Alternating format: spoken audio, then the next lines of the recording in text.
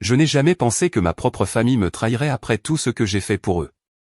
Pendant 20 ans, j'ai envoyé chaque centime que je pouvais économiser, en sacrifiant mon propre confort pour qu'ils puissent avoir une meilleure vie dans mon village natal de Oaxaca. 20 ans d'appels où ils me disaient à quel point ils étaient fiers de moi, à quel point je leur manquais, à quel point ils étaient reconnaissants pour mon sacrifice. Et maintenant je suis ici, assis dans ce centre de détention au Texas, en attendant d'être expulsé, parce qu'eux-mêmes m'ont livré à l'immigration. Si tu veux écouter plus d'histoires vraies comme celle-ci, abonne-toi et mets un like à la vidéo, parce que ce que je vais te raconter est quelque chose que je n'aurais jamais imaginé me voir arriver. Mon nom est Emilio Ramirez. Je suis arrivé aux États-Unis en 2005, quand je n'avais que 22 ans. J'ai traversé la frontière comme tant d'autres, avec l'espoir d'une vie meilleure et la promesse d'envoyer de l'argent à ma famille restée derrière. Mes parents vieillissaient, ma petite sœur et ses 2 jeunes enfants. Ce n'était pas une décision facile, mais dans mon village il n'y avait pas de travail et mes neveux avaient besoin de médicaments que nous ne pouvions pas payer. Les premières années ont été très dures. Je travaillais 16 heures par jour dans 2 restaurants différents. Je partageais un petit appartement avec 6 autres hommes à la périphérie de Houston et je dormais à peine 5 heures chaque nuit. Mais chaque mois, sans faute, j'envoyais entre 4 cents et $500 à ma famille. Je me souviens que je comptais chaque billet 3 fois avant de l'envoyer, pour être sûr de ne pas me tromper. Parfois je gardais si peu pour moi que je devais choisir entre manger ou prendre le bus. Je préférais marcher 40 minutes sous le soleil brûlant du Texas pour pouvoir manger un taco à la fin de la journée. Avec le temps, les choses se sont un peu améliorées. J'ai obtenu un travail plus stable comme aide-cuisinier dans un restaurant italien assez populaire. Le patron, un homme appelé Marco, appréciait mon travail dur et ma ponctualité. Je ne suis jamais arrivé en retard, pas une seule fois en 15 ans. Je me levais tous les jours à 4h30 du matin pour être sûr d'arriver à l'heure, même quand les transports publics ne fonctionnaient pas ou quand les tempêtes inondaient les rues. Ce qui me faisait le plus mal, c'était de rater les anniversaires, les Noëls, les jours importants. Quand mon neveu aîné, Alejandro, a eu son diplôme de fin d'études secondaires, je n'ai pu le voir que par un appel vidéo flou. Quand ma mère est tombée malade de pneumonie en 2012, je me suis senti impuissant de ne pas pouvoir être à ses côtés, mais je continuais d'envoyer de l'argent, encore plus quand il y avait des urgences comme ça. Je faisais des heures supplémentaires, je prenais tout travail additionnel que je pouvais trouver. J'ai même réussi à envoyer jusqu'à $1000 en un mois quand mon père a eu besoin d'une opération urgente. Dis-moi dans les commentaires de quel pays tu m'écoutes, parce que cette histoire de trahison familiale pourrait arriver dans n'importe quelle communauté latino. Avec les années, je remarquais des changements subtils dans ma famille. Au début, les appels étaient longs, remplis de détails sur la vie quotidienne. Ils me demandaient comment j'allais, ils montraient une vraie inquiétude. Mais petit à petit, les conversations ont commencé à tourner presque exclusivement autour de l'argent. Quand envoies-tu le prochain transfert? On a besoin de plus ce mois-ci. Le cousin d'Alejandro a des nouvelles chaussures qui coûtent tant. J'essayais de ne pas trop y penser. Je me disais que c'était normal, qu'il passait juste par des moments difficiles. En 2018, Marco m'a proposé un poste de sous-chef, une promotion qui signifiait plus de responsabilités mais aussi un meilleur salaire. Pour la première fois, j'ai pu louer mon propre appartement, petit mais à moi seul. C'était un endroit modeste, dans un quartier de classe ouvrière, mais pour moi c'était un énorme accomplissement. J'avais un lit que je ne partageais avec personne, une salle de bain sans file d'attente, une petite cuisine où je pouvais préparer ce que je voulais.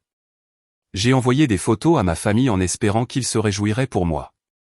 La réponse de ma sœur Teresa a été immédiate, c'est bien, tu as plus d'argent maintenant. Alejandro veut aller à l'université à Mexico et on aura besoin d'aide. Il n'y a pas eu de félicitations, pas de questions sur ce que je ressentais avec mon nouveau foyer, seulement l'attente que j'envoie plus d'argent. Quand même, j'ai obéi. J'ai payé l'inscription d'Alejandro, puis ses livres, son appartement, ses dépenses mensuelles.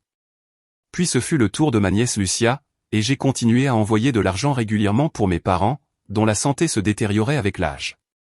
Parfois je me demandais quand cela serait suffisant, quand je pourrais commencer à économiser pour moi-même, pour mon avenir, pour mon rêve d'avoir un petit restaurant un jour.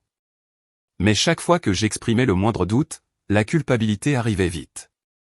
Après tout ce que nous avons fait pour toi, disait ma mère, nous sommes ta famille. Mais qui d'autre va t'aimer, insistait Teresa. Et je cédais, parce qu'au fond c'était mon sang et j'avais promis de prendre soin d'eux en partant. Ce que je ne savais pas, c'est qu'eux n'avaient pas la même loyauté envers moi et qu'un jour ce manque de loyauté me coûterait tout ce que j'avais construit dans ce pays pendant 2 décennies. Le vrai tournant a commencé en janvier 2025, juste après que Trump soit revenu à la présidence. Les infos étaient pleines d'histoires sur les descentes de lycéens, les expulsions massives, les familles séparées à la frontière. La nouvelle opération, Aurora, avait commencé et la peur se sentait à chaque coin de rue dans notre communauté. Beaucoup de mes connaissances ont commencé à limiter leurs déplacements, à sortir seulement pour l'essentiel. Certains ont même quitté leur travail par peur d'être arrêtés sur le chemin. Moi je continuais d'aller au restaurant tous les jours. Je ne pouvais pas me permettre de manquer. Marco connaissait ma situation migratoire, mais il n'avait jamais rien dit. Nous étions comme une famille dans ce restaurant. Lui-même avait été un immigrant italien il y a 40 ans et comprenait ce que cela signifiait de tout laisser pour un meilleur futur. En février, mes parents ont commencé à avoir des problèmes de santé plus graves. Mon père, qui avait déjà 76 ans, a été diagnostiqué avec Parkinson, et ma mère, à 72 ans, continuait de lutter contre un diabète mal contrôlé. Les médicaments au Mexique devenaient de plus en plus chers et l'assurance publique ne couvrait pas tout. J'ai commencé à envoyer 7 cents, 8 cents dollars par mois. Pratiquement tout ce que je gagnais partait dans ces transferts. Une nuit de mars, j'ai reçu un appel de Teresa. Elle était bouleversée, elle parlait vite, sa voix coupée par les pleurs. « Emilio, papa va très mal, dit-elle. Il a besoin d'une opération urgente.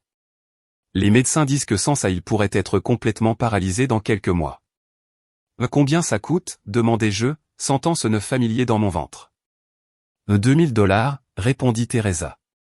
Je sais que c'est beaucoup, mais c'est papa, Emilio. On ne peut pas le laisser comme ça. 2000 $, c'était tout ce que j'avais réussi à économiser en 20 ans. Mon fonds d'urgence, mon petit rêve d'un restaurant, ma sécurité pour la vieillesse, tout. Laisse-moi y réfléchir, lui dis-je. Ce n'était pas un refus. J'avais juste besoin de temps pour réaliser ce que ça signifierait de rester sans rien.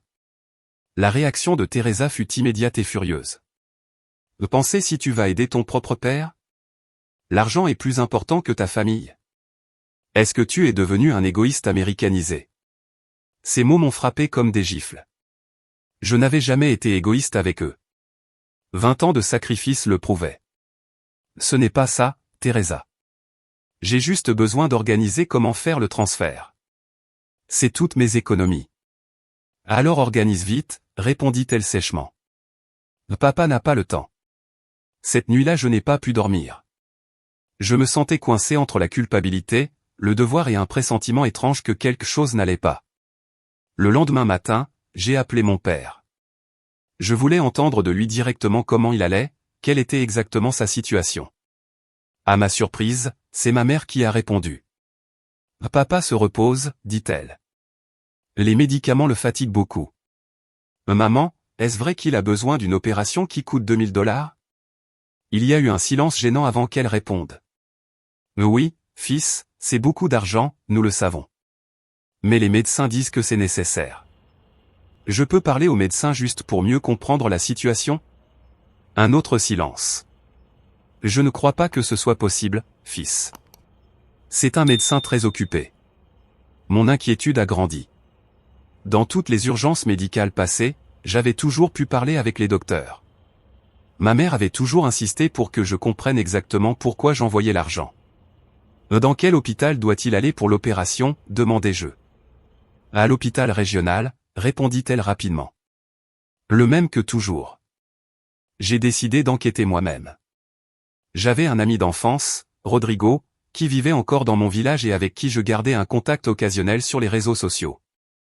Je lui ai envoyé un message ce même après-midi en lui demandant discrètement de rendre visite à mes parents avec une excuse et de me donner son impression sur l'état de santé de mon père. 2 jours plus tard, Rodrigo m'a appelé. « Je suis allé voir tes parents sous prétexte de leur apporter des fruits de mon jardin, » me dit-il. Ton père était dans le jardin, en train de réparer une vieille moto. Il bougeait avec un peu de raideur, mais rien qui laisse penser à une condition grave ou urgente. Ta mère m'a invité à entrer et m'a beaucoup demandé de tes nouvelles. Comment tu allais? Si je savais quelque chose de ta vie là-bas. Mon cœur s'est effondré. Ton père t'a parlé d'une opération? Non, pas du tout. En fait, il avait l'air de bonne humeur. Il m'a parlé de ses projets pour agrandir le poulailler. Quelque chose ne collait pas.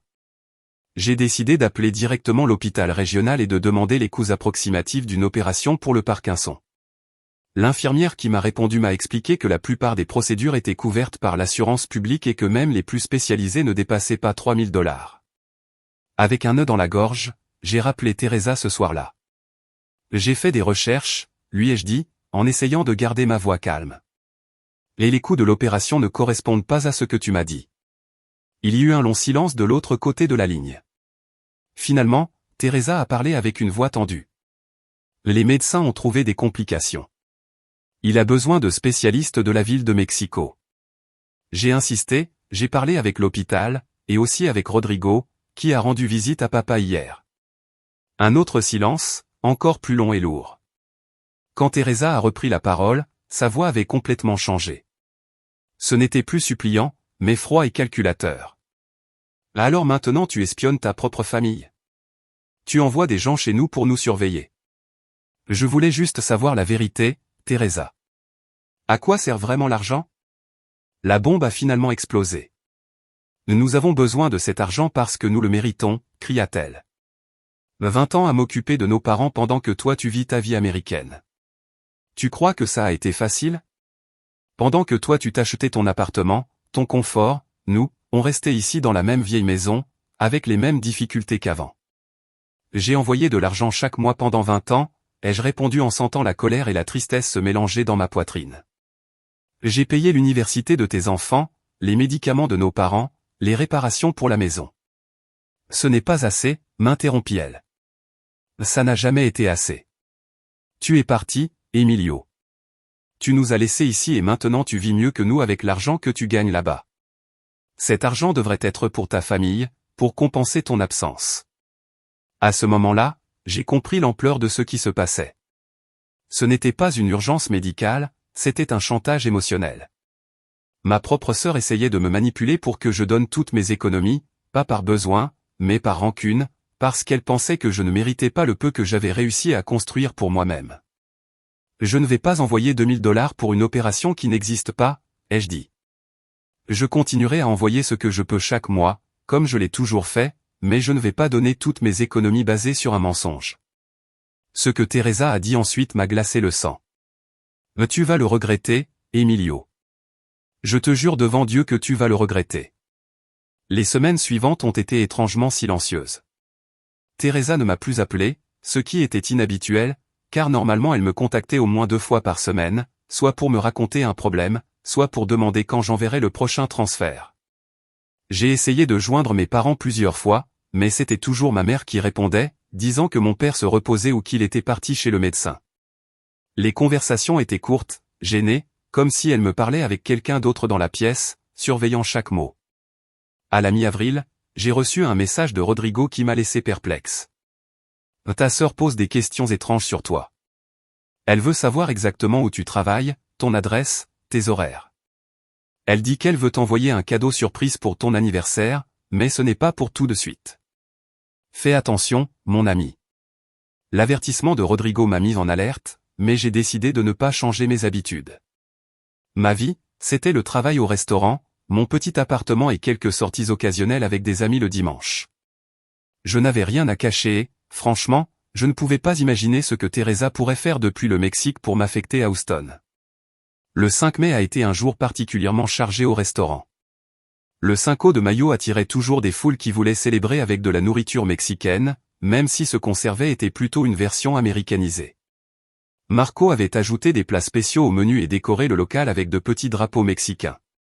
Un geste que j'appréciais, même si je trouvais ironique de travailler dans un restaurant italien qui célébrait une fête mexicaine. J'étais en plein service, concentré à préparer commande après commande, quand j'ai vu Marco me faire signe depuis la porte de la cuisine.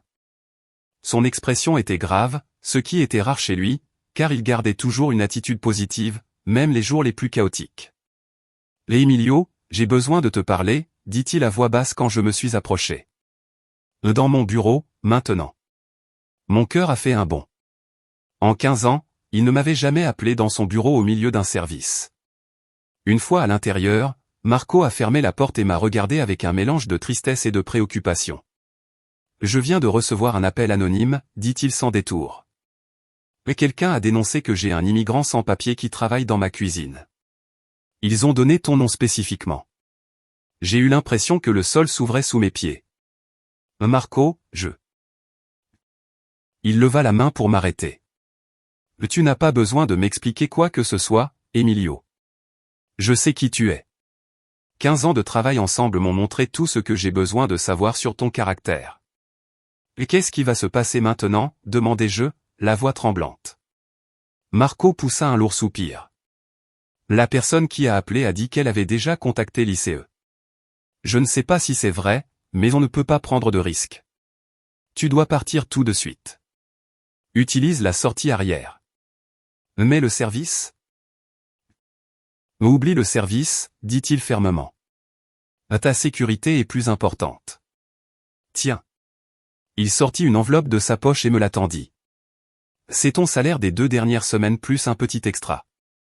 Ce n'est pas grand-chose, mais ça t'aidera pendant que tu décides quoi faire. J'ai ouvert l'enveloppe. Il y avait $2000 en liquide. Marco, je ne peux pas accepter ça. Bien sûr que tu peux. Tu l'as largement mérité. Il me regarda droit dans les yeux. Emilio, si l'ICE vient, je devrais leur dire la vérité. Je ne peux pas risquer le restaurant en mentant aux autorités. Mais je te promets que je ne vais pas leur faciliter la tâche. Je ne leur dirai pas où tu vis ni rien de personnel sur toi. J'ai hoché la tête, comprenant la situation difficile dans laquelle il se trouvait aussi. 15 ans de loyauté se terminaient ainsi, dans un adieu précipité dans un petit bureau, avec le bruit du restaurant bondé en arrière-plan. Merci pour tout, Marco, ai-je dit avec un nœud dans la gorge. Tu as été plus une famille pour moi que mon propre sang. Je suis sorti par la porte arrière, regardant une dernière fois la cuisine qui avait été ma deuxième maison pendant tant d'années. La chaleur, les odeurs, les sons familiers des couteaux qui coupent, de l'eau qui bout, des assiettes qui s'entrechoquent, tout restait derrière. Et à ce moment-là, j'ai su avec certitude que je n'y reviendrai jamais. Une fois dans la rue, j'ai appelé Rodrigo. J'avais besoin de confirmer mes soupçons. Teresa a été en contact avec toi récemment, lui ai-je demandé directement quand il a répondu. Pas directement, répondit Rodrigo. Mais je l'ai vue il y a quelques jours dans le magasin d'électronique, achetant un nouveau téléphone. Elle avait l'air très contente, comme si elle avait gagné à la loterie ou quelque chose comme ça. Là, elle a dit quelque chose sur moi. Il y eut une pause. Pas à moi, mais j'ai entendu qu'elle disait aux gens du village que bientôt tu reviendrais, qu'on t'avait remis à ta place. Emilio, qu'est-ce qui se passe? Je lui ai raconté brièvement la dénonciation anonyme, comment j'avais perdu mon travail de 15 ans en quelques minutes. Mon Dieu, dit Rodrigo, clairement choqué. Tu crois que c'était elle? J'en suis sûr, ai-je répondu. Rappelle-toi de sa menace quand j'ai refusé de lui envoyer les $2000. Elle a dit que je le regretterais. Mais te dénoncer à l'immigration, c'est extrême, même pour Teresa. C'est risqué que tu sois expulsé, que tu perdes tout. Exactement. Si elle ne peut pas avoir mon argent, elle préfère me voir détruit. L'amertume dans ma voix était palpable, même pour moi. En rentrant à mon appartement, la première chose que j'ai faite a été de vérifier s'il y avait des signes de surveillance. J'ai observé la rue depuis ma fenêtre pendant presque 1 heure, cherchant des véhicules suspects, des personnes qui semblaient hors de place. Tout paraissait normal, mais je savais que ça ne voulait rien dire. Si vraiment il venait pour moi, il pouvait arriver à tout moment. Cette nuit-là a été l'une des plus longues de ma vie. Je n'ai pas dormi, occupé à faire des plans, à évaluer mes options. Je pouvais essayer de déménager dans une autre ville, recommencer une vie encore plus discrète. Je pouvais chercher un avocat, même si je savais que mes options étaient limitées après 20 ans sans papier. Ou je pouvais abandonner, laisser qu'on m'expulse, retourner au Mexique et affronter Teresa en face. L'idée de revenir au Mexique après tant de temps me donnait des sentiments partagés. D'un côté, cela signifiait voir mes parents, savoir s'ils étaient vraiment malades ou si tout avait été une manipulation de Teresa. D'un autre côté, quelle vie m'attendrait là-bas? 20 ans à envoyer de l'argent, ça voulait dire 20 ans sans rien construire pour moi-même dans mon pays natal. Je n'avais pas de maison, pas de commerce, pas de contact professionnel. Je reviendrais les mains vides, exactement comme quand je suis parti, sauf que j'aurais 20 ans de plus. Le lendemain matin, j'ai décidé de contacter une avocate en immigration qu'un collègue du restaurant m'avait recommandé il y a quelque temps, au cas où. C'était une femme appelée Diana Moral, fille d'immigrants mexicains, connue pour accepter des cas difficiles et pour pratiquer des honoraires raisonnables. Le bureau de Diana se trouvait dans un immeuble modeste à l'est de Houston. La salle d'attente était pleine, surtout de familles latino avec des expressions inquiètes comme la mienne. Quand mon tour est enfin arrivé, je suis entré dans un petit bureau où Diana, une femme d'une quarantaine d'années avec une expression sérieuse mais gentille, m'a invité à m'asseoir. Je lui ai raconté toute l'histoire, mes 20 ans aux États-Unis, les envois d'argent, la demande de Teresa, mon refus et, finalement, la dénonciation anonyme. Diana a écouté attentivement, prenant parfois des notes et hochant la tête. « Ta situation est compliquée, Emilio, dit-elle quand j'ai fini.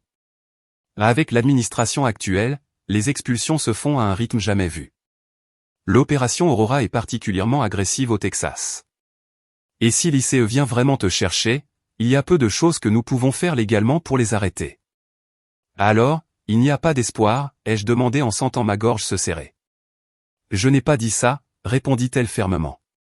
Il y a quelques options que nous pouvons explorer.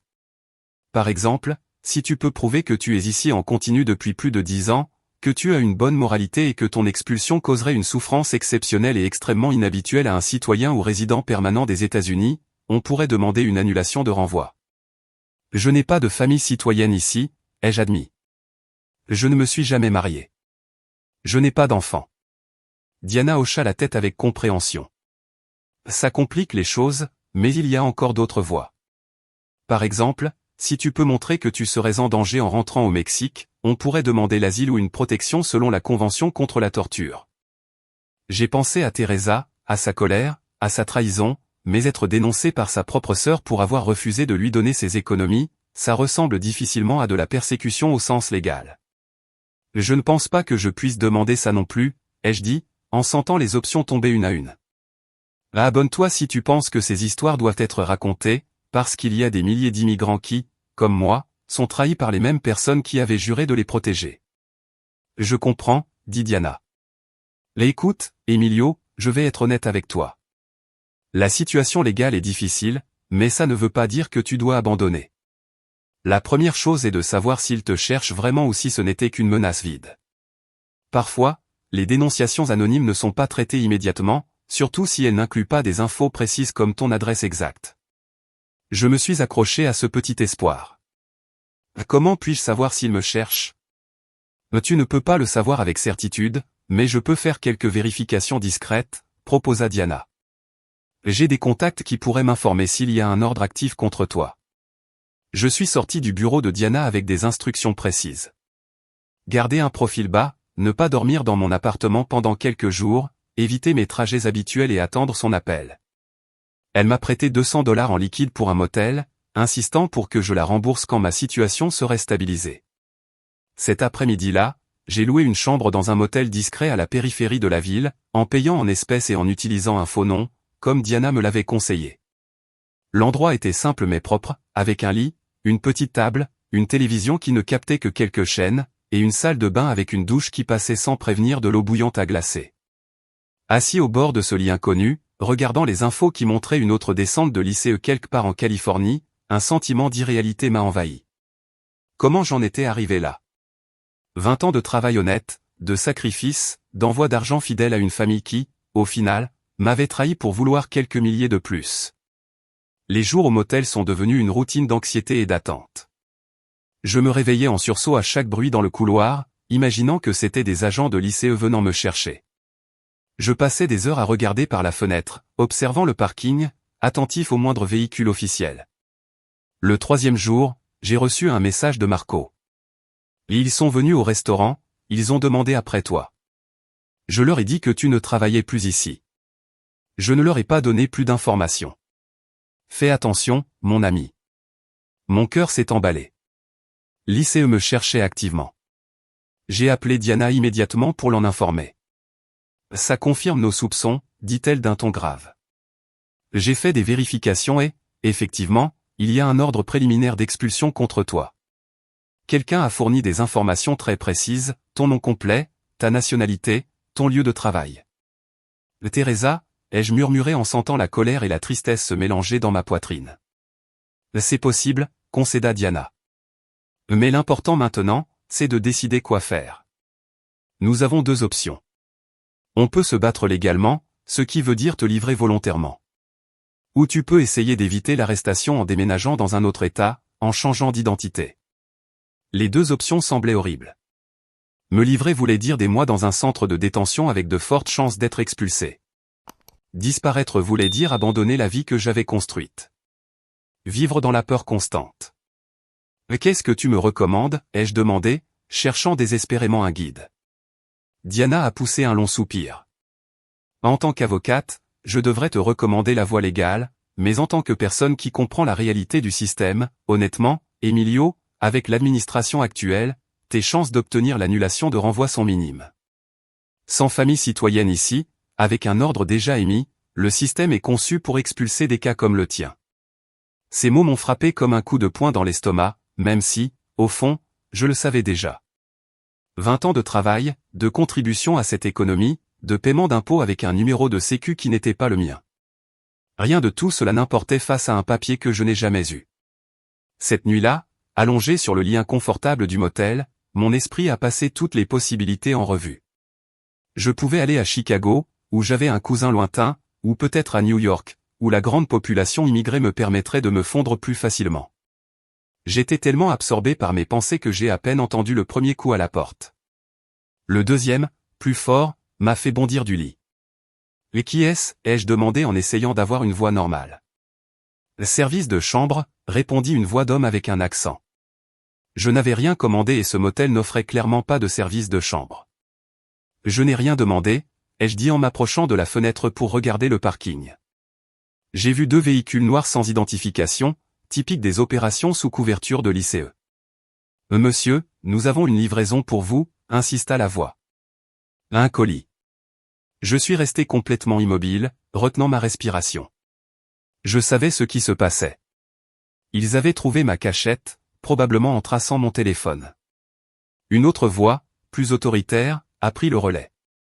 « Monsieur Ramirez, nous sommes des agents de l'immigration et du contrôle des douanes. Nous avons un mandat pour votre arrestation. S'il vous plaît, ouvrez la porte. » À ce moment-là, tout est devenu irréel, comme si j'observais la scène en dehors de mon corps. 20 ans dans ce pays se terminaient ainsi, avec une porte de motel entre moi et l'expulsion. « Je vais ouvrir » ai-je dit finalement. « S'il vous plaît, ne défoncez pas la porte. » Quand j'ai ouvert, 4 agents sont entrés rapidement. Celui qui semblait diriger m'a montré une carte et un document. Emilio Ramirez est arrêté pour violation des lois sur l'immigration. Vous avez le droit de garder le silence. Vous avez le droit à un avocat. Ils m'ont passé les menottes, même si je n'ai pas résisté. Pendant qu'ils m'escortaient vers le véhicule, j'ai remarqué que certains clients regardaient la scène. Je me suis demandé ce qu'ils pensaient. Croiraient-ils que j'étais un criminel dangereux, ou verraient-ils la réalité, que je n'étais qu'un cuisinier, un travailleur, un homme dont le seul crime était d'être né du mauvais côté d'une ligne invisible? Mets un like si tu trouves ça injuste. Nous devons élever la voix contre ces trahisons familiales qui finissent en expulsion. Le centre de détention de l'ICE à Houston était un grand bâtiment gris, entouré de hautes clôtures avec des barbelés.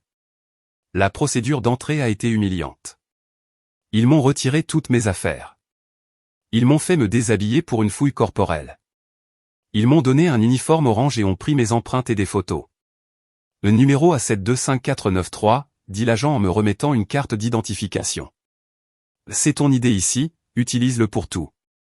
À ce moment-là, je n'étais plus Emilio Ramirez. Je suis devenu A7259493, un corps de plus dans le système, un numéro de plus dans les statistiques d'expulsion. Ils m'ont assigné à une cellule partagée avec 3 autres hommes, un Salvadorien détenu depuis plus de 6 mois, un Guatémaltèque tout juste arrivé, et un Mexicain du Michoacán qui, comme moi, avait vécu plus d'une décennie aux États-Unis avant d'être dénoncé. Joaquin, le Mexicain, est rapidement devenu mon confident. Il avait été dénoncé par son patron après avoir demandé une augmentation, après 8 ans à travailler sur le même chantier. Au 5e jour de ma détention, j'ai enfin pu parler avec Diana. Elle m'a informé qu'elle travaillait sur mon dossier, mais que les perspectives n'étaient pas bonnes.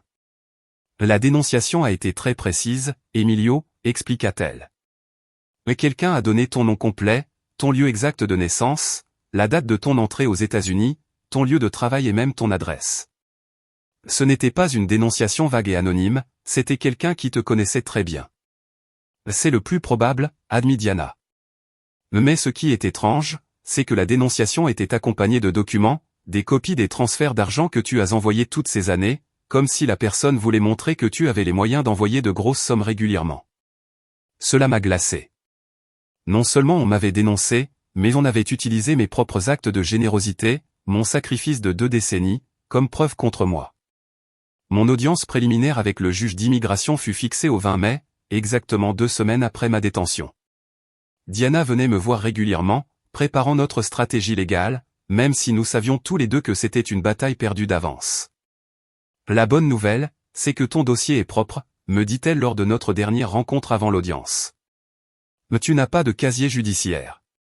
Tu as payé tes impôts régulièrement, même si c'était avec un numéro de sécurité sociale qui n'était pas le tien.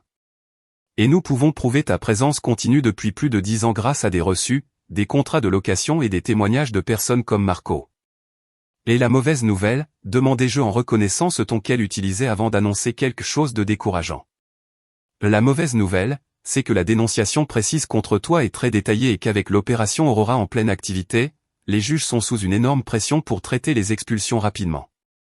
L'administration actuelle a fixé des quotas, Emilio. Les juges qui expulsent le plus sont considérés comme plus efficaces. Donc en gros, je ne suis qu'une statistique qui aide quelqu'un à remplir son quota, dis-je avec amertume. Diana ne le nia pas, ce qui fut une réponse suffisante. La salle d'audience du centre de détention était petite et austère, un bureau surélevé pour le juge, 2 tables pour les avocats, quelques chaises pour les témoins et un espace avec des bancs pour les familles ou observateurs, qui dans mon cas étaient vides. Je n'avais personne pour venir me soutenir.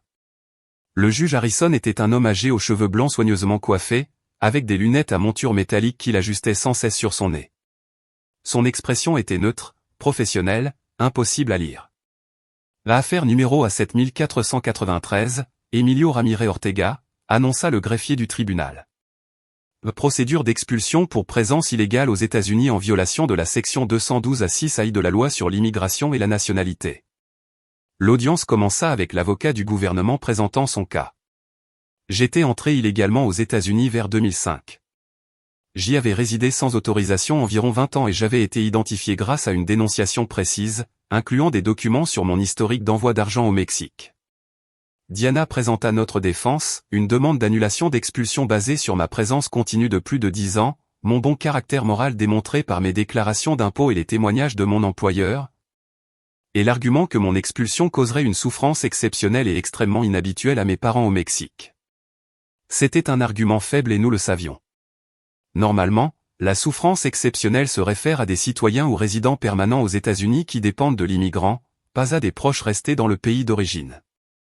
Mais c'était tout ce que nous avions. Le juge Harrison écouta attentivement, prenant parfois des notes. Quand Diana eut fini, il ajusta ses lunettes et me regarda directement. Monsieur Ramirez, je comprends que vous avez envoyé de l'argent à votre famille au Mexique pendant environ 20 ans. Est-ce correct? Oui, votre honneur, répondis-je. Chaque mois sans faute. Et ces envois représentaient une partie importante de vos revenus, environ la moitié, parfois plus lors d'urgences médicales ou de dépenses scolaires? Le juge acquiesça en consultant un document devant lui. Selon ces registres fournis avec la dénonciation, vous envoyez entre 4 cents et $1000 par mois. Cela fait plus de $100 000 en 20 ans. C'est possible, votre honneur. Je n'ai jamais fait le compte exact, mais j'ai toujours envoyé tout ce que je pouvais. Et pourtant, maintenant vous affirmez que votre expulsion causerait une souffrance exceptionnelle à ces mêmes proches qui ont reçu plus de $100 000 de vous en 2 décennies. J'ai senti ma gorge se serrer. Mis comme ça, notre défense semblait encore plus faible qu'elle ne l'était déjà. Votre honneur, intervint Diana. L'argument n'est pas seulement économique. Monsieur Ramirez a été le principal soutien de sa famille pendant 20 ans. Ses parents sont âgés et dépendent émotionnellement de la stabilité que leur donne le fait de savoir que leur fils va bien et travaille aux États-Unis. Le juge leva un sourcil, clairement sceptique. Un maître moral, avec tout le respect, cet argument est contradictoire avec les preuves. La dénonciation qui a lancé ce cas vient précisément de la famille de monsieur Ramirez.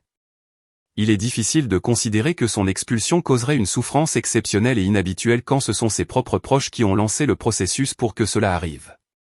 Diana devint pâle. Nous ne nous attendions pas à ce que le juge ait cette information. Apparemment, la dénonciation n'avait pas été aussi anonyme qu'on le pensait. À votre honneur, dis-je, incapable de me retenir. C'est ma sœur qui m'a dénoncé, pas mes parents. Elle l'a fait parce que j'ai refusé de lui envoyer $2000 pour une prétendue opération de mon père qui s'est révélée fausse. Mes parents sont vieux et sous son influence, mais je ne crois pas qu'ils auraient approuvé si eux-mêmes avaient compris toutes les conséquences. Le juge me regarda avec ce qui aurait pu être un instant de compassion, mais son visage reprit vite son expression professionnelle.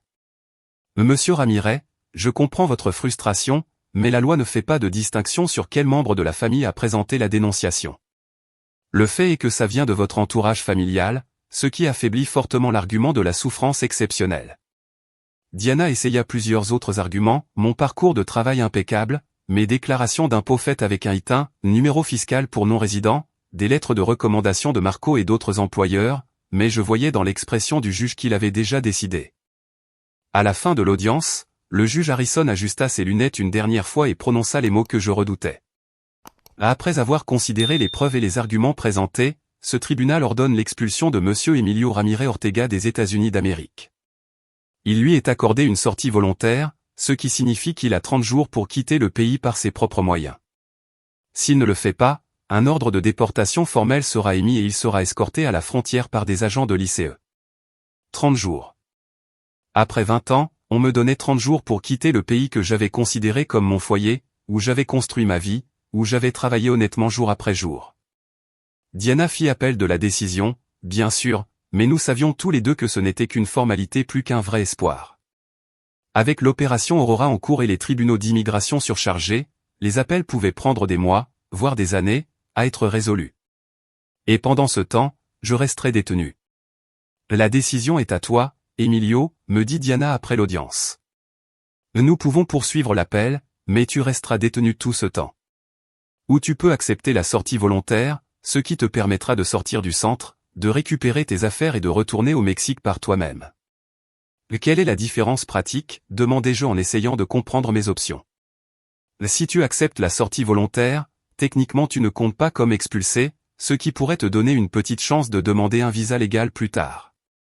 En plus, tu pourras régler tes affaires avant de partir, fermer ton compte bancaire, vendre ou donner tes affaires, dire au revoir à tes amis. Je n'ai pas eu besoin de beaucoup de temps pour décider.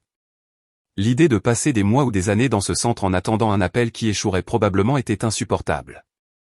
Au moins, avec la sortie volontaire, je pourrais garder un peu de dignité dans le processus. J'accepte la sortie volontaire, dis-je à Diana. Les formalités pour ma libération ont pris une semaine de plus. Quand je suis enfin sorti du centre de détention, avec mes quelques affaires dans un sac en plastique et un document officiel qui me donnait 30 jours pour quitter le pays, j'ai ressenti un mélange étrange de soulagement et de désolation. J'étais libre, mais c'était une liberté conditionnée, une liberté avec date d'expiration. La première chose que j'ai faite a été d'appeler Marco. Sa voix, à l'autre bout du fil, était pleine d'émotion. « Emilio, tu vas bien ? Où es-tu » Je lui ai expliqué brièvement ma situation, l'audience, la sortie volontaire, les 30 jours que j'avais pour régler mes affaires et partir. « Viens à la maison, dit-il sans hésiter. J'ai une chambre libre. Tu peux rester ici pendant que tu organises tout. » La générosité de Marco m'a profondément touché. Après tout ce qui s'était passé, trouver cette preuve d'humanité, cette main tendue au moment où j'en avais le plus besoin, c'était comme trouver de l'eau dans le désert. Sa maison était modeste, mais accueillante. Dans un quartier calme en périphérie de la ville. Je me suis installé dans une petite chambre avec un lit simple, un bureau et une armoire suffisante pour mes besoins pendant ces derniers jours dans le pays. Les 3 jours suivants, je les ai passés à organiser mes quelques affaires. J'ai vendu ma télévision et quelques petits meubles via des annonces en ligne. J'ai donné mes vêtements que je ne portais plus à une église locale. J'ai fermé mon compte bancaire et converti mes économies en liquide. Je ne faisais pas confiance au fait de pouvoir accéder à un compte américain une fois au Mexique. Puis, l'après-midi du 4e jour, alors que j'étais chez Marco en train de vérifier des options de bus vers la frontière, j'ai reçu un appel d'un numéro inconnu avec un indicatif mexicain. Bueno, ai-je répondu instinctivement avec le salut typique mexicain, même si j'avais passé 20 ans aux États-Unis. Et Emilio? C'était la voix de ma mère, qui sonnait bien plus âgée et fragile que dans mon souvenir. Le fils, c'est toi. J'ai senti un nœud dans ma gorge. Oui, maman, c'est moi. Il y eut un long silence, seulement interrompu par ce qui m'a semblé être un sanglot étouffé. Finalement, ma mère a reparlé, sa voix brisée. Emilio, pardonne-moi, je ne savais pas. Je te jure que je ne savais pas ce que Teresa allait faire. Tu ne savais pas qu'elle m'a dénoncé à l'immigration, ai-je demandé en essayant de contrôler le mélange d'émotions qui m'envahissait, colère, douleur, confusion et une petite étincelle d'espoir en entendant le regret dans la voix de ma mère. Non, fils, je te le jure devant Dieu. Sa voix s'est brisée à nouveau. Teresa nous a dit que tu allais revenir volontairement parce que la famille te manquait, que tu étais fatigué des États-Unis et que tu voulais revenir à tes racines. Ce n'est que quand nous avons vu l'interview à la télévision et qu'elle a parlé du fait que tu avais refusé de nous aider que nous avons commencé à soupçonner que quelque chose n'allait pas. Mon esprit traitait ces informations, essayant de les concilier avec ce que je savais. Mais papa est apparu dans cette interview. Il a aussi dit des choses sur moi, que je devais me rappeler que la famille passe avant tout. Ton père ne savait pas ce qui se passait vraiment. Teresa lui a dit que c'était une interview pour une émission sur des migrants qui réussissent et aident leur famille. Il a juste répété ce qu'elle lui a suggéré de dire. Il y eut une pause, et j'ai entendu ma mère respirer profondément comme pour rassembler des forces. Emilio, ton père est dévasté depuis qu'on a su la vérité. Il ne mange plus, dort à peine. Il n'arrête pas de dire que c'est sa faute, qu'il aurait dû se douter de quelque chose. Je me suis senti étourdi. J'avais passé des semaines à détester toute ma famille, croyant que tous étaient impliqués dans la trahison. Mais si ma mère disait vrai, alors mes parents avaient eux aussi été manipulés par Teresa. Comment as-tu su que j'étais en train d'être expulsé, ai-je demandé. Rodrigo nous l'a dit. Il a continué à poser des questions sur toi et quand Teresa a commencé à éviter ces questions, il s'est mis à enquêter. Il a trouvé la nouvelle de ton arrestation dans un journal local de Houston qui a une version en ligne. Il nous a montré l'article il y a 3 jours. Rodrigo, mon vieil ami, avait continué de veiller sur moi, même à distance. J'ai ressenti une vague de gratitude pour lui. Et Teresa, qu'est-ce qu'elle dit maintenant? Ma mère est restée silencieuse un moment. Teresa ne vit plus ici. Après la confrontation avec ton père, quand Rodrigo nous a montré l'article, il y a eu une terrible dispute. Je n'avais jamais vu ton père comme ça, Emilio. Il lui a crié des choses que je n'aurais jamais pensé qu'il dirait à sa propre fille. Il lui a dit qu'elle t'avait vendu, qu'elle avait trahi son propre sang pour de l'argent. Teresa a essayé de se justifier en disant que j'avais l'obligation de les aider davantage, que ces $1000 n'étaient rien comparé à ce que je gagnais là-bas. Ce n'était rien pour elle, parce que ce n'était pas ses 20 ans de sacrifice, ai-je interrompu, incapable de retenir mon amertume.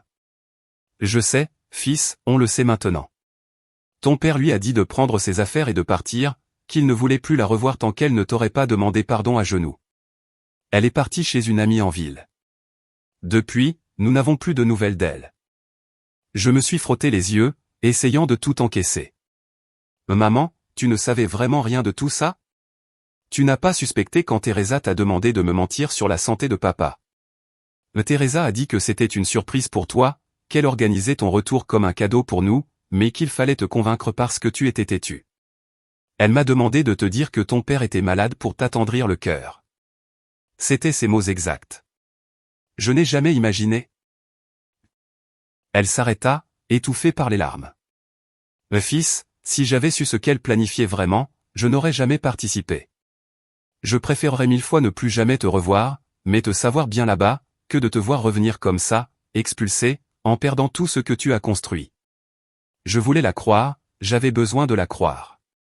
Après tout ce qui s'était passé, l'idée qu'au moins mes parents n'avaient pas participé consciemment à ma destruction était un petit réconfort au milieu de la tragédie. Je te crois, maman, ai-je finalement dit, et dis à papa qu'il ne doit pas se blâmer. Teresa nous a tous manipulés. Ma mère a sangloté de soulagement à l'autre bout de la ligne. Quand? Quand reviens-tu, fils? Je dois quitter le pays avant le 17 juin. Je prendrai probablement un bus vers la frontière la semaine prochaine. Tu viendras directement à la maison. La question m'a surpris. J'avais été tellement concentré sur l'expulsion elle-même que je n'avais pas vraiment pensé à ce que je ferais une fois au Mexique. Revenir chez mes parents. À 42 ans, après avoir vécu indépendant pendant 2 décennies. Je ne sais pas, maman. J'ai besoin de réfléchir. Je comprends. Sa voix sonnait triste, mais résignée. Je veux seulement que tu saches que cette maison sera toujours la tienne, Emilio. Ta chambre est restée comme quand tu es parti et nous ferons tout le nécessaire pour t'aider à redémarrer ici. Après avoir raccroché avec ma mère, je suis resté assis sur le lit de la chambre d'amis de Marco, à regarder dans le vide. La conversation avait rouvert une blessure qui commençait à peine à se refermer, mais elle avait aussi fait la lumière sur des vérités dont j'avais besoin. Marco m'a trouvé ainsi en rentrant du restaurant. Ce soir-là, je lui ai raconté l'appel, la manipulation de Teresa, l'innocence apparente de mes parents. Ça ne me surprend pas, dit-il en s'asseyant à côté de moi sur le lit. Tu parlais toujours de ta sœur avec une certaine prudence, même les premières années, comme si tu avais toujours su, au fond, qu'on ne pouvait pas complètement lui faire confiance. Il avait raison. Au fil des années, j'avais remarqué de petits signes. La manière dont Teresa semblait toujours plus intéressée par l'argent que par mon bien-être, comment ses appels coïncidaient étrangement avec les dates proches de mes envois mensuels, comment elle ne demandait jamais rien de ma vie au-delà de mon travail et de ma capacité à gagner de l'argent. « Qu'est-ce que tu vas faire maintenant » demanda Marco. « Respecter l'ordre de sortie volontaire. Je n'ai pas le choix. Je retournerai au Mexique, mais je ne sais pas si j'irai directement chez mes parents. J'ai besoin d'espace pour digérer tout ça. » Marco acquiesça, compréhensif comme toujours. « J'ai un cousin à Monterrey. Il a un petit restaurant là-bas. Je peux lui parler, voir s'il peut t'offrir du travail pendant que tu décides de la suite. » L'offre m'a touché. Même maintenant, alors que tout s'écroulait autour de moi, je trouvais encore des personnes prêtes à m'aider, à me tendre la main. C'était un rappel que, malgré la trahison de Teresa, il y avait de la bonté dans ce monde. Merci, Marco. Je vais y penser.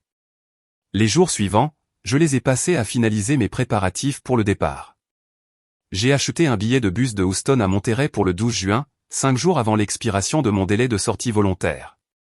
J'ai décidé d'accepter la proposition de Marco et de contacter son cousin, au moins comme point de départ, le temps de m'orienter dans ma nouvelle réalité.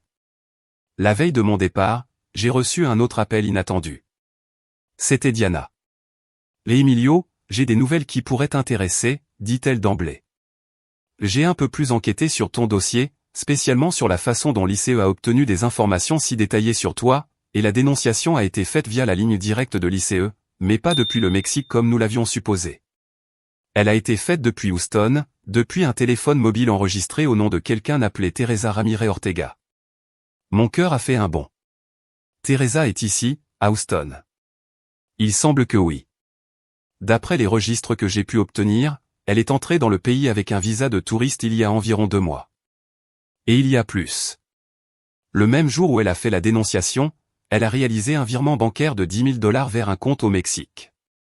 $10 000, presque le même montant qu'elle m'avait demandé pour la prétendue opération de mon père. D'où avait-elle obtenu cet argent ? Comme si elle lisait dans mes pensées, Diana a continué. J'ai fait quelques vérifications discrètes. Il semble que ta sœur ait contacté un avocat spécialisé dans la récupération d'actifs familiaux d'immigrants.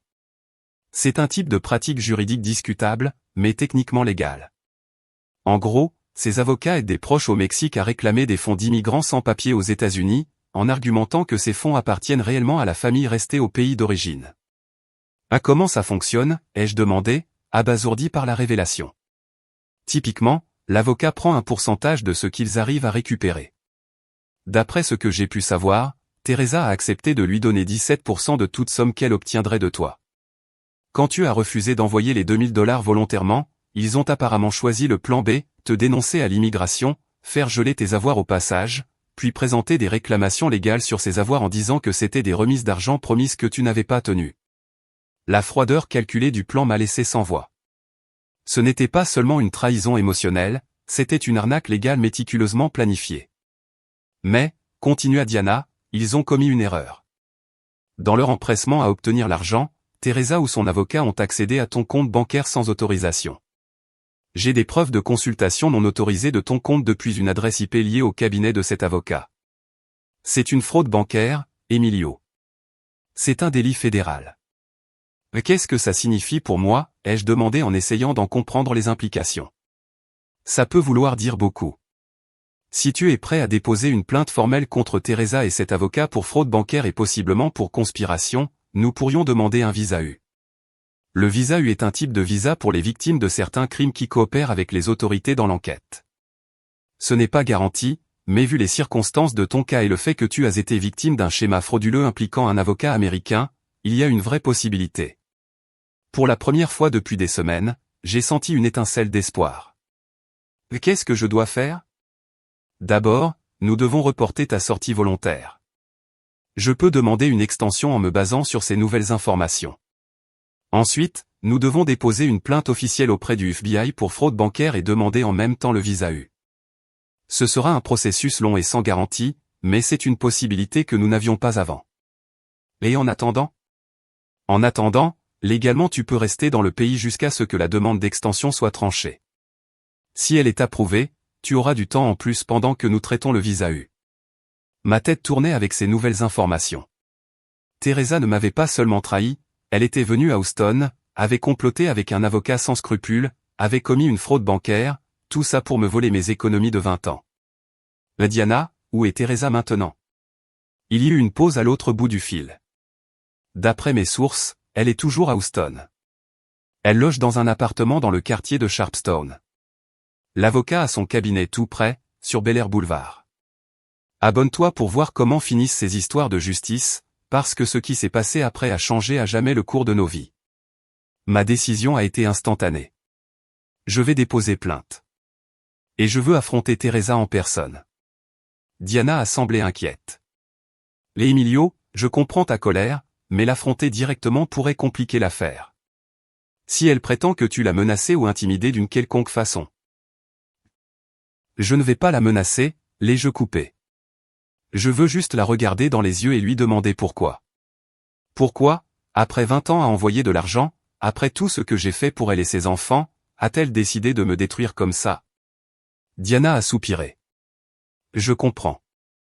Promets-moi seulement d'être prudent. On a une vraie chance ici.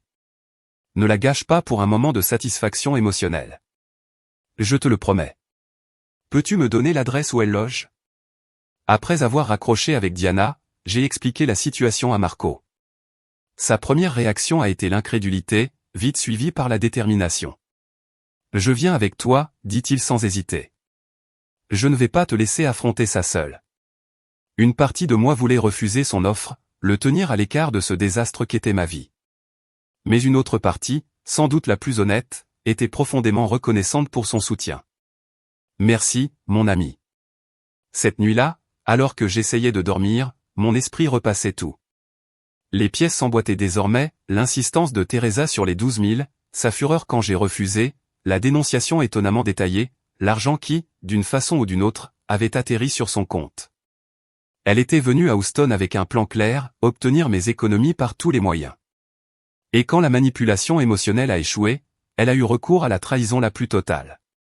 Le matin, j'ai annulé mon billet de bus pour Monterrey, et avec Marco nous sommes partis vers l'adresse que Diana m'avait donnée, un complexe d'appartements de classe moyenne à Sharpstown, un secteur avec une grande population hispanique. L'appartement de Teresa était au 2e étage. Debout devant sa porte, je sentais mon cœur battre fort dans ma poitrine. Marco m'a posé une main sur l'épaule, un geste silencieux de soutien. J'ai sonné et nous avons attendu. Des secondes qui ont paru des heures. Finalement, j'ai entendu des pas s'approcher et la porte s'est ouverte. Teresa se tenait devant moi, très différente de l'image que je gardais d'elle. Elle portait des vêtements chers qu'elle n'aurait jamais pu acheter avec ses revenus au Mexique. Elle avait une coupe de cheveux élégante et des bijoux qui paraissaient coûteux. Ses yeux se sont écarquillés en me voyant, un mélange de choc et de peur traversant son visage. « Emilio » murmura-t-elle, comme si elle voyait un fantôme. « Bonjour, Teresa » ai-je répondu, surpris par le calme de ma propre voix. « Je peux entrer ?» Je crois qu'on a beaucoup à se dire. Teresa a reculé instinctivement, sa main serrant fort le bord de la porte. Ses yeux passaient nerveusement de mon visage à celui de Marco. « Ah, comment m'as-tu trouvé » demanda-t-elle enfin, la voix à peine un souffle. « Ce n'est pas important maintenant, ai-je répondu calmement. Ce qui compte, c'est que tu es ici, à Houston, après m'avoir dénoncé à l'immigration, après avoir essayé de détruire 20 ans de ma vie, et je veux savoir pourquoi. Teresa a regardé des deux côtés du couloir et nous a finalement laissé entrer. L'appartement était étonnamment luxueux. Mobilier moderne, grand écran de télévision, œuvres d'art au mur. Je me suis demandé combien de tout ça avait été financé avec les 10 000 $ qu'elle avait reçus en me trahissant. Ma maman m'a appelé, ai-je fini par dire. Là elle m'a dit qu'elle ne savait rien de ton plan, que tu leur as menti à eux aussi. Teresa détourna le regard. Ils ne comprendraient pas. Ils n'ont jamais compris ce que ça veut dire de rester ici pendant que toi tu partais au pays des opportunités. Rester ici, ai-je répété, incrédule. Teresa, j'ai envoyé de l'argent chaque mois pendant 20 ans. J'ai payé l'université de tes enfants. Comment peux-tu parler de rester en arrière? Pourquoi ce n'était jamais suffisant, explosa-t-elle. Tu vivais ta vie américaine pendant que nous, on restait dans la même vieille maison. Tu sais ce que c'est de voir tes enfants grandir en sachant que leur oncle aux États-Unis a plus d'opportunités qu'eux? Ce que j'avais, c'était un petit appartement partagé avec des inconnus pendant des années. C'était travailler 16 heures par jour. C'était renoncer à fonder ma propre famille parce que chaque centime de plus partait pour vous. Teresa souffla, agacée. Tu envoyais de l'argent, oui, mais tu vivais ta vie là-bas. Tu avais tes amis, tes sorties, ta liberté. Et pour ça, tu as décidé de tout détruire, par envie, par justice, ai-je répondu, défiant. Cet argent aurait dû être à nous. Nous sommes ta famille. Je sais pour l'avocat, Teresa, ai-je dit. Je sais que tu as contacté un spécialiste en récupération d'actifs familiaux. Je sais pour la fraude bancaire. Je sais que tu as reçu 10 000 $ le même jour où tu m'as dénoncé. La couleur a quitté son visage. Je ne sais pas de quoi tu parles. Nous avons des preuves, intervint Marco. Relevé de virement bancaire. Trace d'accès non autorisé au compte d'Emilio depuis le bureau de ton avocat. C'est ta parole contre la mienne, dit Teresa, mais sa voix avait perdu de sa force. Non, ce n'est pas le cas, ai-je répondu. C'est ta parole contre des preuves électroniques. Et c'est de la fraude bancaire, Teresa, un délit fédéral dans ce pays. Pour la première fois, j'ai vu une vraie peur dans ses yeux. Qu'est-ce que tu vas faire? J'ai déjà déposé une plainte formelle auprès du FBI. J'ai menti en sachant que je le ferais cet après-midi-là. Ils enquêtent sur toi et sur ton avocat. Teresa s'est affaissée dans son fauteuil. Mais tu ne peux pas faire ça, Emilio. Je suis ta sœur. Ma sœur qui m'a dénoncé à l'immigration, qui a conspiré pour me voler, qui a menti à nos parents. Qu'est-ce que tu veux de moi, demanda-t-elle finalement, vaincue. Je veux que tu signes un aveu, en admettant tout. La fausse dénonciation, la conspiration avec l'avocat, la fraude bancaire. Ses yeux se sont agrandis. Tu es fou? Il me mettrait en prison. Peut-être. Ou peut-être qu'on peut trouver un accord. La confession contre mon silence. Pourquoi ferais-tu ça après ce que je t'ai fait? Parce que je ne veux pas détruire notre famille. Je ne veux pas que nos parents souffrent en voyant leur fille en prison. Mais j'ai besoin de cette confession pour demander une visa U en tant que victime d'un délit. C'est ma seule chance de rester légalement. Teresa m'a regardé fixement. Finalement, d'une voix tremblante, elle a demandé, qu'est-ce que je devrais faire exactement? L'écrire et signer une déclaration détaillant tout. Comment tu es venu à Houston avec l'intention d'obtenir mon argent? Comment tu as contacté l'avocat? Comment tu m'as dénoncé quand j'ai refusé de te donner les 2 000 $? Comment vous avez accédé illégalement à mon compte bancaire? Et après? Après, tu pars. Tu retournes au Mexique, tu rends chaque centime de ces 10 000 $ à nos parents et tu ne me contactes plus jamais. Teresa est restée silencieuse pendant ce qui a semblé une éternité. Finalement, elle a acquiescé lentement. D'accord, je le ferai. Marco a sorti un petit carnet et un stylo que nous avions apportés. Il les a tendus à Teresa, qui les a pris avec des mains tremblantes. Pendant que Teresa écrivait sa confession, j'ai ressenti un mélange étrange d'émotions. Il n'y avait pas de triomphe, juste une profonde fatigue et l'impression qu'un chapitre sombre de ma vie touchait enfin à sa fin. Quand elle a terminé, elle a signé le document et me l'a remis sans un mot. Je l'ai lu attentivement, m'assurant qu'il contenait tous les détails nécessaires. Et maintenant, demanda Teresa, la voix à peine audible. Maintenant tu pars, ai-je répondu simplement. Tu as 24 heures pour quitter Houston. Elle s'est levée lentement. Un instant, il a semblé qu'elle allait dire quelque chose de plus, peut-être des excuses. Mais finalement, elle a seulement hoché la tête. Vaincue. À la porte, je n'ai pas pu m'empêcher de regarder une dernière fois la femme qui avait été ma sœur. Désormais une étrangère prête à me détruire pour de l'argent. Adieu, Teresa, ai-je simplement dit. Nous sommes sortis de l'appartement sans nous retourner. Le document signé en sécurité dans ma poche, un billet vers mon éventuel salut. Avec la confession de Teresa en main, Marco et moi sommes allés directement au cabinet de Diana.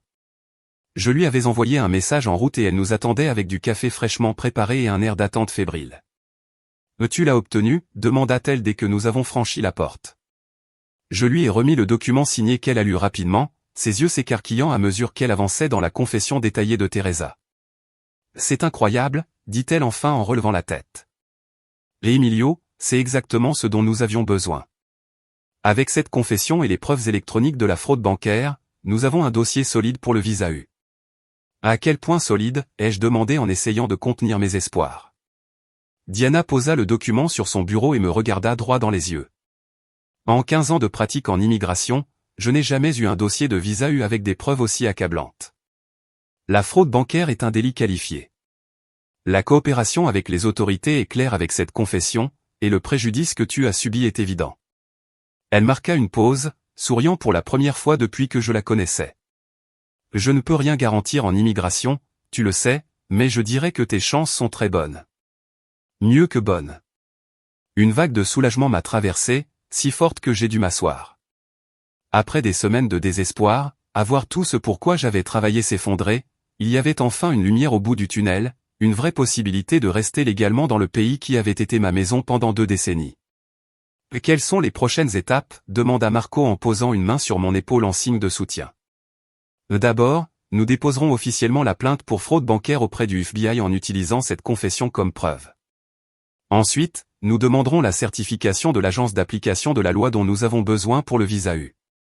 En parallèle, nous déposerons la demande d'extension de la sortie volontaire, basée sur la coopération à une enquête fédérale en cours. Combien de temps tout cela prendra-t-il, ai-je demandé. L'extension de la sortie volontaire, nous pourrions l'avoir en quelques jours. Le visa U, cela prendra plus de temps, probablement des mois, mais une fois la demande en cours, tu pourras rester légalement dans le pays et demander un permis de travail pendant l'attente. Marco m'a tapé dans le dos. Tu vois ? Je t'avais dit qu'on trouverait une solution. Les jours suivants ont été des montagnes russes d'émotions et de paperasse. Diana a tenu parole. Nous avons déposé la plainte formelle auprès du FBI, qui a ouvert immédiatement une enquête sur Teresa et l'avocat. L'agence a montré un intérêt particulier pour l'avocat, suggérant que ce n'était peut-être pas sa première arnaque visant des immigrants vulnérables. Pendant ce temps, notre demande d'extension de la sortie volontaire a été approuvée étonnamment vite. Le juge Harrison, le même qui avait ordonné mon expulsion, a examiné les nouvelles preuves et accordé une extension de 6 mois, le temps nécessaire pour faire avancer le dossier du visa U. Avec la menace immédiate d'expulsion suspendue, j'ai pu commencer à reconstruire ma vie. Marco m'a proposé de revenir travailler dans son restaurant, cette fois avec un meilleur salaire et la promesse de m'aider à développer mes propres recettes pour le menu. J'ai loué une chambre modeste mais confortable, près du restaurant, et j'ai peu à peu recommencé à retrouver un peu de stabilité. Au début de juillet, j'ai reçu un appel de Rodrigo depuis Oaxaca. « Mon ami, je ne sais pas comment te dire ça », commença-t-il d'une voix tendue. « Teresa est revenue au village. » Mon cœur a fait un bond. « Comment va-t-elle » Différente. Elle est arrivée il y a 3 jours, sans toutes ces choses chères qu'elle s'était achetées à Houston. Elle est allée directement chez tes parents. Ton père ne voulait pas la voir au début, mais ta mère est intervenue. Il y a eu des cris, des pleurs, tout le quartier a pu les entendre. Et maintenant, elle vit chez eux temporairement, d'après ce qu'elle dit. Ce qui est étrange, c'est qu'elle leur a remis tout l'argent qu'elle avait. Les $10,000 complets. Elle a dit que c'était à toi, que ça t'appartenait à toi ou à eux, pas à elle. J'ai fermé les yeux en essayant d'absorber l'information. Teresa avait respecté cette partie de notre accord. Elle a parlé de moi, ai-je demandé. Il y eut une pause au bout du fil. Oui, mais pas comme tu t'y attendrais. Elle n'est pas furieuse ni rancunière. Elle a l'air repentante. Elle a tout raconté à tes parents. Tout ce qu'elle a fait. Pourquoi a-t-elle fait ça? Ta mère dit qu'elle pleure tous les soirs. Je ne savais pas quoi ressentir. Une partie de moi voulait croire à son remords, mais une autre, plus prudente, se souvenait vivement de sa trahison calculée. Tes parents demandent souvent de tes nouvelles, poursuivit Rodrigo. Ils veulent savoir si tu vas revenir. Si tu vas bien. Dis-leur que je vais bien, ai-je répondu, que les choses s'améliorent, que je les appellerai bientôt. Ce soir-là, j'ai enfin appelé mes parents. La conversation a été émotive, avec des larmes des deux côtés. Je leur ai parlé du visa U, de la manière dont la confession de Teresa avait ouvert une porte qui semblait complètement fermée. Ma mère a pleuré de soulagement et mon père, un homme qui montrait rarement ses émotions, a dû passer le téléphone à ma mère parce que sa voix s'est brisée. Teresa est là, dit finalement ma mère. Là elle veut te parler. Je peux lui passer le téléphone? J'ai hésité. Je n'étais pas sûr d'être prêt à entendre sa voix à nouveau, mais j'ai fini par acquiescer pour moi-même. D'accord. Il y eut un silence pendant que le téléphone changeait de main, puis la voix de Teresa, petite et vulnérable comme jamais. Emilio, dit-elle, et j'ai entendu qu'elle avait pleuré. Je n'attends pas que tu me pardonnes. Je sais que ce que j'ai fait est impardonnable. Je veux seulement que tu saches que j'ai dit la vérité à nos parents, toute la vérité, et que je leur ai rendu tout l'argent comme promis. Je le sais, ai-je répondu simplement. Je vais bientôt déménager, continua-t-elle. J'ai trouvé un travail à Mexico. Je pense que c'est mieux pour tout le monde si je prends du temps loin de vous. Je ne savais pas quoi dire. Une partie de moi voulait lui crier dessus, exiger qu'elle comprenne complètement le mal qu'elle avait causé. L'autre partie voulait juste clore ce chapitre et avancer. Teresa, ai-je finalement dit, je ne peux pas te pardonner. Pas maintenant, peut-être jamais. Mais j'apprécie que tu aies dit la vérité et rendu l'argent à nos parents. Il y eut un sanglot étouffé à l'autre bout du fil. Je comprends. Je voulais juste que tu saches que je suis désolé. Vraiment désolé. Après avoir raccroché, je suis resté à regarder par la fenêtre de ma nouvelle chambre les lumières de Houston brillantes dans la nuit. C'était étrange de penser que, d'une certaine manière, la plus grande trahison de ma vie avait ouvert la voie à ma possible régularisation dans ce pays, et qu'après 20 ans à vivre dans l'ombre, je pourrais enfin marcher au soleil sans peur. À la mi-août, j'ai reçu la notification officielle que ma demande de visa U avait été acceptée pour traitement. Diana m'a expliqué que cela ne signifiait pas encore que le visa était approuvé, mais que c'était une étape cruciale. Je pouvais maintenant demander un permis de travail en attendant la décision finale. C'est presque poétique, a commenté Marco pendant que nous fêtions la nouvelle avec un dîner spécial que j'avais moi-même préparé dans son restaurant. Ta propre sœur a essayé de te détruire et a fini par te donner le billet vers la légalité. La vie a un drôle de sens de l'humour, répondis-je en levantant mon verre pour un toast. L'enquête du FBI contre l'avocat suivait son cours et, selon Diana, il découvrait des preuves d'un schéma systématique d'arnaque similaire contre d'autres immigrants. Teresa, pour avoir coopéré et être rentrée volontairement au Mexique, ne ferait probablement pas face à des accusations, mais l'avocat avait de sérieux problèmes. Ce soir-là, après la célébration, j'ai écrit un long courriel à mes parents. Je leur ai raconté les avancées dans mon dossier, mon retour au travail avec Marco, la possibilité réelle après tant d'années. Je leur ai promis qu'une fois que j'aurai mon permis de travail et que je pourrai voyager, j'irai leur rendre visite. En écrivant, je me suis rendu compte qu'en dépit de toute la douleur et de la trahison, je ressentais une étrange sensation de paix. La tempête était passée, même si la blessure persistait, j'avais trouvé un chemin à travers elle. Un chemin que, ironiquement, je n'aurais jamais découvert si Teresa n'avait pas essayé de me détruire. Si cette histoire de justice t'a plu, abonne-toi pour plus de témoignages comme celui-ci, parce qu'il y a des milliers d'immigrants qui, comme moi, trouvent des moyens inattendus d'obtenir justice au milieu de la trahison. 20 ans à envoyer de l'argent à ma famille et eux m'ont dénoncé à l'immigration. Mais grâce à cette trahison, j'ai trouvé le chemin vers la légalité dont j'avais toujours rêvé. Parfois, les pires trahisons peuvent se transformer en nos plus grandes bénédictions si nous savons comment transformer la douleur en opportunité. Et même si le chemin a été difficile, aujourd'hui je peux dire que je vois enfin la lumière au bout de ce long tunnel.